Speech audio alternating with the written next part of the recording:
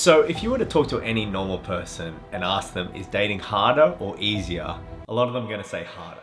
And you'd be correct. Over the years, dating has got harder and harder and harder.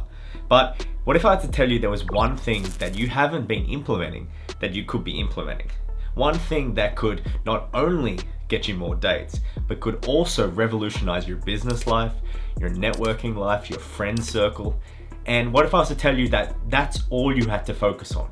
You didn't even have to focus on the previous one. Well, this is this idea of social circle and the idea of building out your network in the city or the environment in which you are living in. Now you might say, Sam, I've tried all that, it doesn't work. Well, I'm here to tell you the breakdown of how to actually do it properly and how that if you implement it, your lifestyle, your financial freedom, the value you have as a man is going to increase tenfold. And why the endless pursuit of trying to get date after date is not the way to do it anymore.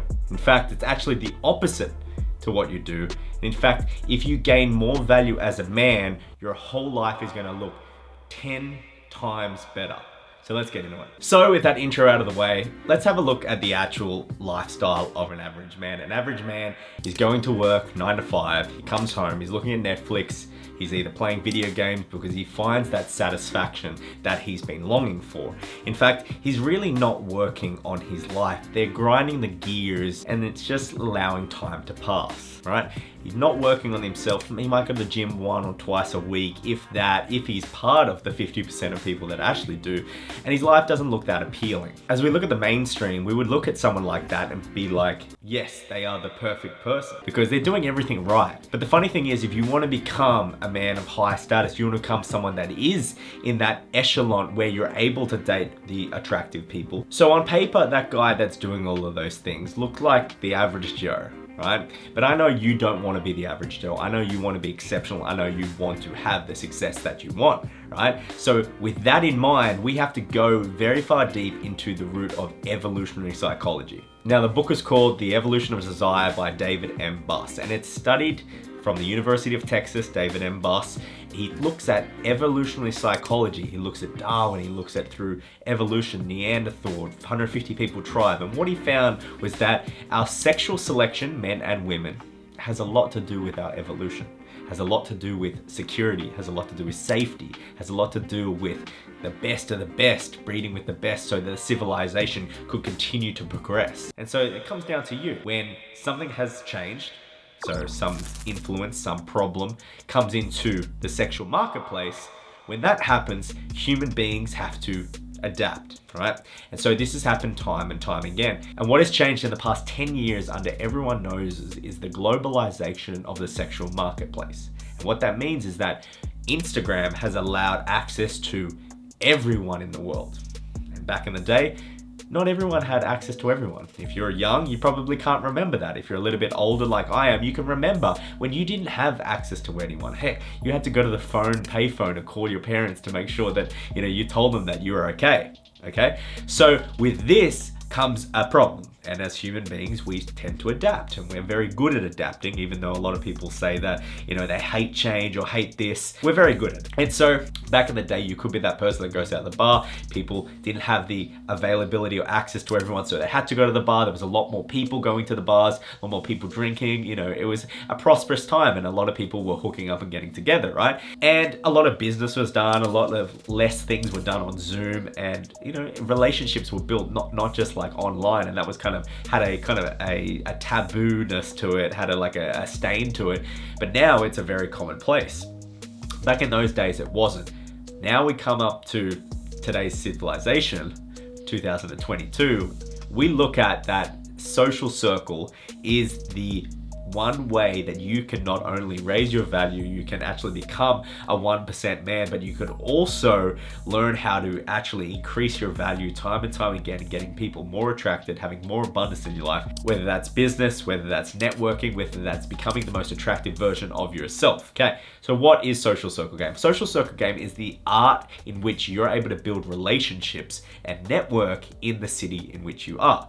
So that means if you know one person and then they know a couple of people, organize a meetup and you meet them and then you meet them, because we look at it and through statistics, a person has 3.5 best friends or 3.25 best friends. Don't ask me about the 2.5, I got no idea.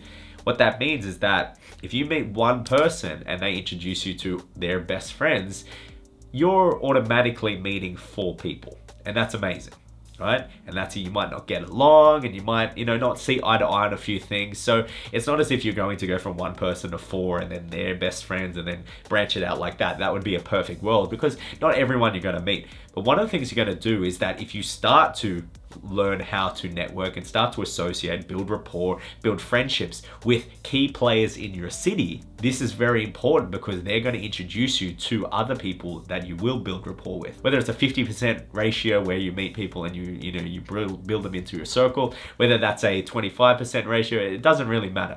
All you're doing is you're building out your tribe. You're learning how to make friends with people, and you're building a whole network. Now, the great thing is that when you're building it, when you are the leader, when you are building the network, what you are doing is becoming the person that has a lot of influence. Now, if you've ever read the book Influence by Robert Cialdini, you'll understand an idea called social proof. And now, if you are a leader among people, your peers, that is a great thing, because what happens then? When you are a leader, when you are the person that is persuasive, when you are the person that organizes everything, you come with a level of higher status, because you are the leader. And people want to be the leader. Now, we go back to evolutionary psychology. We understand that human beings, we actually resided in 150 people tribes, right? And so what that means is that there was a hierarchy. There was people that were leading it. Otherwise, it would be 150 people of knowing nothing, do I go here? Do I go there? What do we do? So there has to be a leader. It's a natural formation of just people together. You gather anyone, you go to a festival, you'll understand there'll be one person leading the charge and bringing the whole group with them. And so this is kind of like a thing. When you're building your own group, you are going to be the leader. Now, why did all this change? Well, it changed for another reason. When the internet expanded, Instagram became a global network where we were able to communicate with each other, we were able to take photos and get involved with each other's lives. That means that also very high level people had access to people that they didn't have access before. A lot of the time back in the day, the celebrities dated the celebrities, the singers and the artists dated the artists. And so they were in their own little bubble, and the kind of the civilians or the people that were, in their own city that weren't celebrities, they had their own bubble, and that was fantastic. But nowadays, as it's gone, global, those people, the artists, the singers, the TV stars, have access to everyone, which they never had before. And these people have access to those people. So it makes it a global system. And with that, someone that might be, sitting on the couch, eating chips, getting fat, getting lazy, watching Netflix every day, not working on themselves, they're going to become very bitter and, judgmental against the world because they're not getting what they're getting, right? And so this is this idea that, okay, well, if it hasn't been working for you, if you've been trying to go on some dates, when you've been trying to network with people and it hasn't been working, start to work on your value. So this is the first key of social circle building. Now, if you're going to go out, you're going to make new friends, you're going to build connections, one of the things you have to be doing is this one principle, which is giving value before ever taking value. And what that means is that you're giving yourself to someone else. You're giving your time, your energy, your value. Maybe you have a friend and they were looking for someone like a doctor, and your friend is a doctor, and you were able to connect them together. It's the idea about giving value rather than taking value first. So an idea might be to give value. It's like you organize an event and you invite people. So you've got the thing that they want, and if you invite them, they feel special, they feel heard. It's almost about fulfilling their needs, fulfilling who they are, making them feel good, right? And you're doing this because you want to elicit a thing called the law of reciprocity. So if you do something for someone, a lot of the time they feel in debt. Now, if you've ever watched Game of Thrones, you'll remember Tyrion Lannister, or any of the Lannisters say, a Lannister always pays their debts. Now, this is a great analogy because a lot of people, when they feel reciprocity, they feel in debt and they want to give back to you. So if you invite them to a party, you'll be pretty sure that if they throw a party, they'll think of you. So it's this idea of giving value first. And that could be funny text messages, it could be hitting them up, it could be calling them just to check on them. It's pretty much giving value. And value can mean a bunch of things depending on where you're from. So a good idea is to look around at what things people are doing for other people. You can see probably on the internet. You got people giving out each other gifts. You got people shouting each other out on Instagram, giving some love. And so it's almost like the 5 love languages where you want to see how people think, but it's almost like love. You're giving love to the other person, but not in any sort of relationship way, in a way of just like you're actually giving them good times. You're showing them around. Maybe you pick them up from the airport, maybe you have a party, maybe you go, you use their milk or something, you go get the milk, or anything like that. You're giving value, right? And it kind of bleeds into the second one. And the second one is my mantra that I always say in my program, which is life rewards people that are initiators. And what that means is that if you have a person you want to connect with, if you have a person that you think, oh, that'd be cool to know to, life rewards initiators. So if you initiate anything, if you see a pretty girl and you want to go talk to her, initiate. If you are the initiator of life, if you want to, sort of get all your friends together and throw a party, you go initiate that party. You go do that thing. You go talk to that person. You go hit them up. Give them props. I remember, even yesterday, this photographer, epic work. I hit him up. I'm like, yo, bro, fantastic work. I absolutely love it. He hits me back. I've showed him some love, and now we've started to form a friendship. Now, if I, put some emojis or something on his photo, or say fire and stuff like that, we're building that emotional bucket. The emotional bucket is basically a little friendship that we're counting. We're putting good emotion, good emotion, good emotion, good emotion, and from there, we're going to build something up, a stable foundation from stranger to acquaintance to friend. And so you go down the kind of the funnel or the pyramid, right? And so this is the idea of being an initiator. So one of the fundamental rules with building a social circle, with building and connecting with people, is being that initiator. So if you have a person that is looking for someone, and that person, you put him in a group message and be like, hey, such and such, this is such and such, he was looking for this. I've done this innumerable times, especially people I know. Recently someone wanted an email marketer, and I was like, yo, I know an email marketer, put them together. Then they sort of collabed. It didn't work out, but I still made that effort. I still gave value to 2 different people. One person has an email marketing agency that's looking to get clients. I have a buddy that wants an email marketing agency, so he wants something, and I just put the wants together. So if I can do that now, I've offered more value to both of them at the same time. And so this is what social circle really is.